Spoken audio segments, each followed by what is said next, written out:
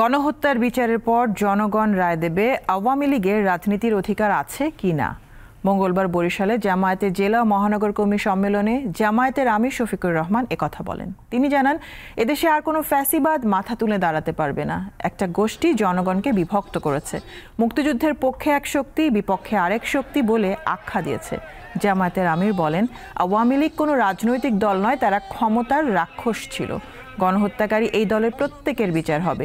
যুদ্ধ এখনও শেষ হয়নি জানিয়ে কর্মীদের তৈরি থাকার আহ্বান জানান জামায়াতের আমির। কেন্দ্রীয় নির্বাহী পরিষদের সম্মানিত সদস্য, রাজনীতির নাম যদি গণহত্যা হয় তাহলে এমন দল বাংলাদেশের জনগণ বরদাস্ত করবে না। রাজনীতির নাম যদি জনকল্যাণ হয় তাহলে জনগণ যাকে পছন্দ করবে তাকে বরণ করে নেবে। আওয়ামী লীগ প্রমাণ করেছে তারা কোনো রাজনৈতিক দল নয়, বরঞ্চ গণহত্যাকারী একটা সিন্ডিকেট। যারা আমাদেরকে 1 আগস্ট নিষিদ্ধ করলেন, আল্লাহ তাদেরকে মানুষের মনের ভিতরে নিষিদ্ধ করে দিলেন মাত্র 4 দিনের মধ্যে।